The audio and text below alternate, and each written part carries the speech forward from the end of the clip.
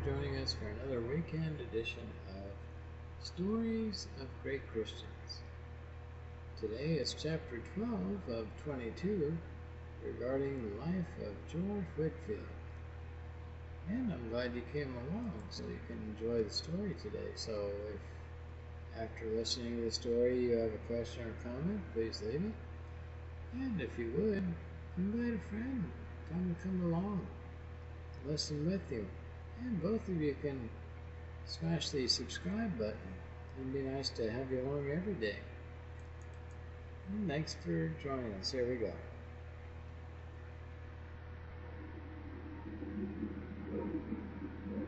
Lambert, do you see those children playing over there? Yes, Chaplain. What about them? Where do they belong? That's right. Where do they go at night? There certainly aren't enough families or homes in this part of town to house all the children I've seen this afternoon. I suppose most of them are orphans. They don't really have any place to go, unless someone decides to take them in. Do they just wander about like that? Well, I guess now that you mention it, it does seem a little strange. You've lived here in the colony, especially around Savannah Hill, you come to take them into their homes. In the summers, you see many children who don't have anywhere to go. What about the winters? The mass burials don't receive too much attention from the general public.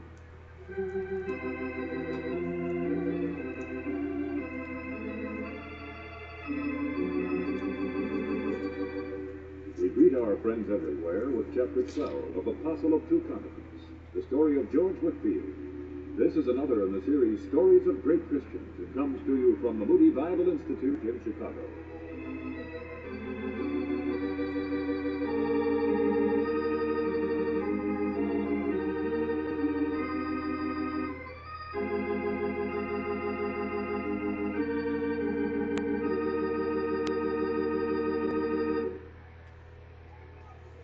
Mass burials.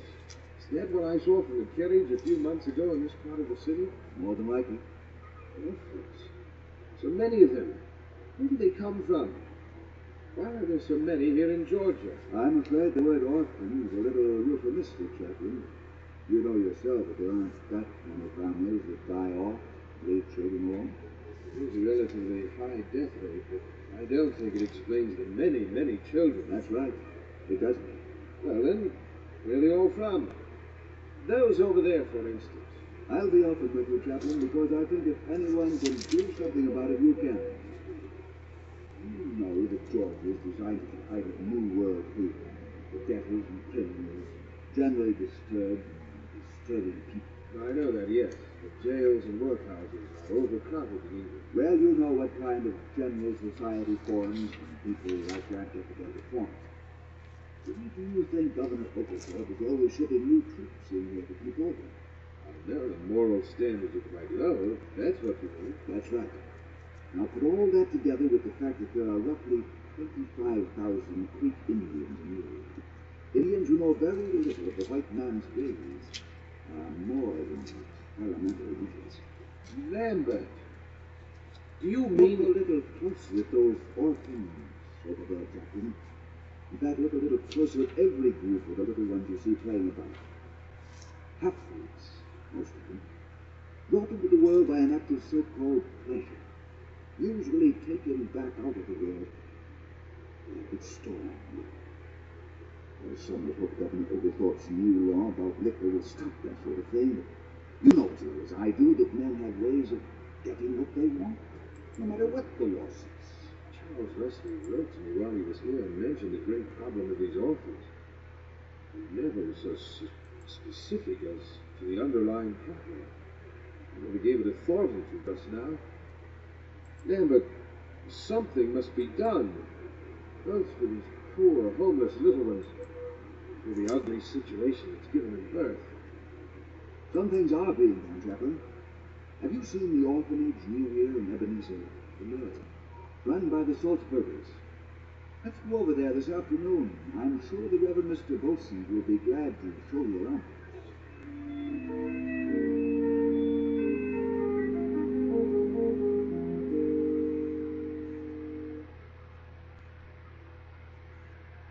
Well, that's the most of it. It's small, and we can handle only so much of the problem.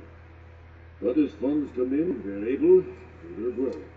Mr. Wilsons, I would like to make a contribution to your work here. You?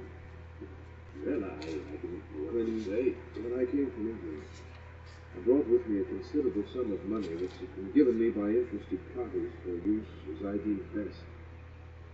I'm exceedingly impressed with your work here, with the amount of good you do in such limited circumstances.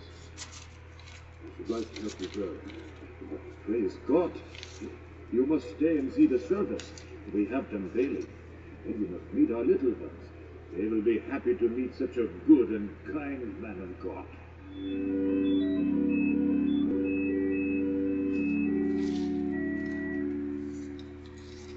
Why, I hardly believe it. You've been here a little over 4 months, and I've hardly seen you at all. I hope all is being well, Captain Whitefield. Very well, Mr. Stevens, thank you. It seems that I understand a great deal more of the intricacies and problems of colonial life. I must say, you've certainly charmed a number of the people here in Savannah. The congregation is at least 10 times that of John Wesley when he was here. I don't think people were too impressed with this extremely formal presentation. No, I believe... Apparently you don't realize you're detaining the chaplain, Mr. Well, are you going somewhere, Whitfield? I'm afraid so, Mr. Stevens. As a matter of fact, I'm leaving today for Charleston and from there back to England. You what? Oh, why wasn't I told? I would have arranged some sort of send-off. I wrote you some time ago on the matter. When you didn't answer, I presumed all was well. You wrote to me? Well, I couldn't have overlooked a letter from you. It must not have arrived. Well, no matter. I'm leaving today with plans to return in the very near future. We're going to miss you, Chaplain. Yes, yes, indeed. Savannah's been a changed place since you arrived. How do you know? I'm afraid that isn't so, Mr. Stevens, but thank you for your confidence. The church, who is there? I mean, someone taking your place while you're away? A man by the name of Norris, William Norris, has arrived to replace me. I'm surprised that you weren't aware of all this, Mr. Stevens. All of it has been arranged through the trustees of the colony. Your being on Governor Oglethorpe's staff. I'm always surprised when I find out how little Mr. Stevens knows. My position on the governor's staff keeps me very busy moving about the colony.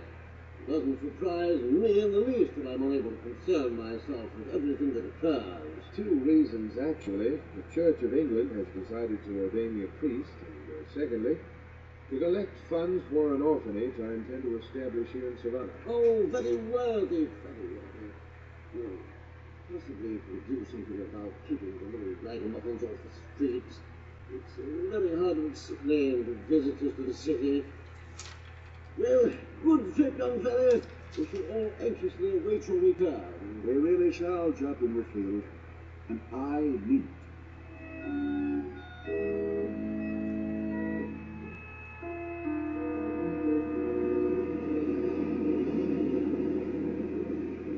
Mike! Ahoy, Mike! Aye, Captain. And your keeper is steady. Impossible, Captain. I can barely manage to keep her from keeling. Try to hold her as best you can. Well, of course, knows it. Don't really mind.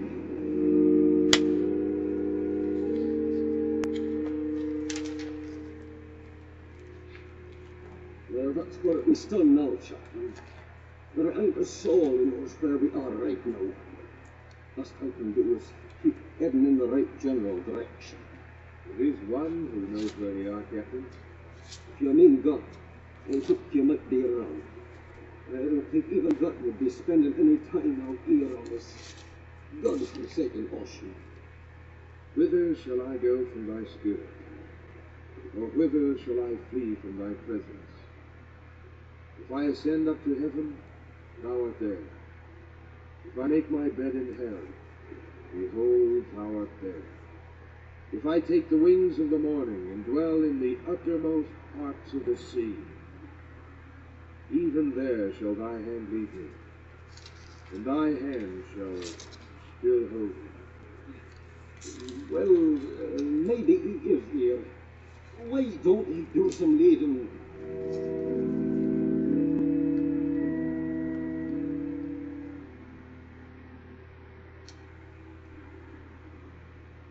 Our allowance of water is now but a pint a day, so that we dare not eat too much salt beef.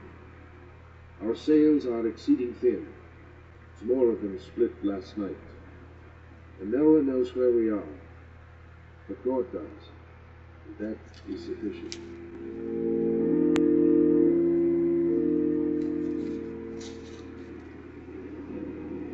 Any sign of land yet, Captain Gladman? Not a thing, chap. How long have we been afloat? 8 weeks, give or take a few days. We can't hold out much longer. Even at only a pint a day per person, the water won't hold out much more than a few days at the most. And the food supply might not last even that long. Aren't you about ready to admit that God is given up? Not yet, Captain. I dare say not ever. Might be that God is stripping us of everything, in order that we may see Him more clearly. That is a possibility.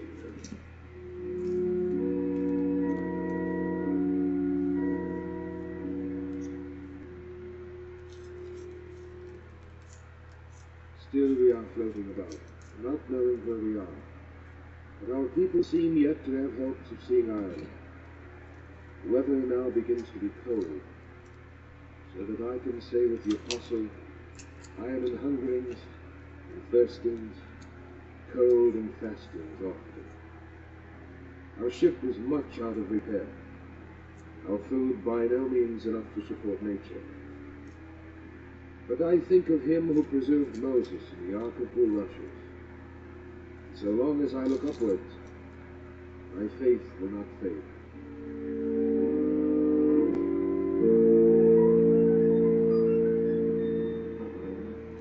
Land ho! Land! Land!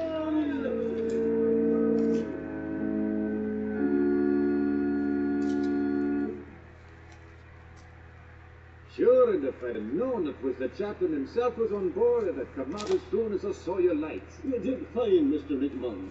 A 5 in the morning is early enough to rise and save a whole ship full of people. I should say, there was exactly 1/2 pint of drinking water left.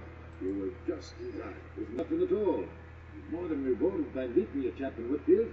I've read your writings with a great deal of heart interest. My writings? I'm afraid I don't. Sure, it's your journals I'm referring to. The ones telling about your trip to the colonies and all. But I never published any of my impressions. Your name's as big as life on the cover, Captain. There. You will stay to rest, won't you? I'm afraid I mustn't. I'm long past overdue in London. The sooner I arrive, the sooner I can start work on my orphanage. Thank you all the same. Well, it's a disappointment, not sure, but at least have one more meal before you go. And while you're still here, I'll show you the book I was referring to. Your own journal.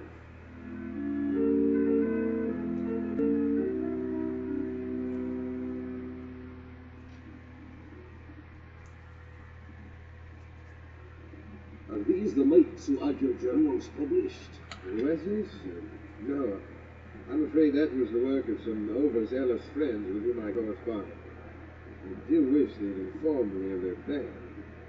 Oh, here we are. Captain Gladman, you are about to meet 2 very good friends, John and Charles Wesley. George! George Whitfield, it is you! I couldn't believe my eyes. Charles. George! Charles, just so there, the fellow looks exactly like George Whitfield. And it was. Oh, come in. No use standing about in the streets. How good it is to see you, Oh, George. come and sit down and let's hear all about your work and meet your friend. Now, Charles, this is Captain Gladman, whom I've shared 9 weeks adrift at sea. Look at him. 9 weeks that God was pleased to use to save a good captain's soul. You're a Christian? Aye. By that strange look on your face, George, I can see you haven't received our last letter. Charles and I both, actually Charles, long before me, been freed from the dominion of sin by Jesus Christ.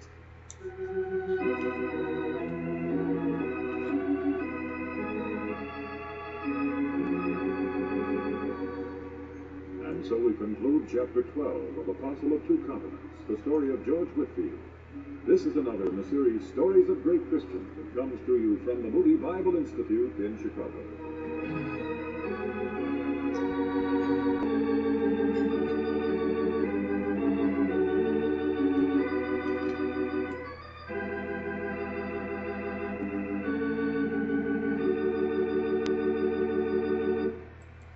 Well, I hope you enjoyed that. I hope you stay along with us for next time when we get to chapter 13. Till then, God bless. Have a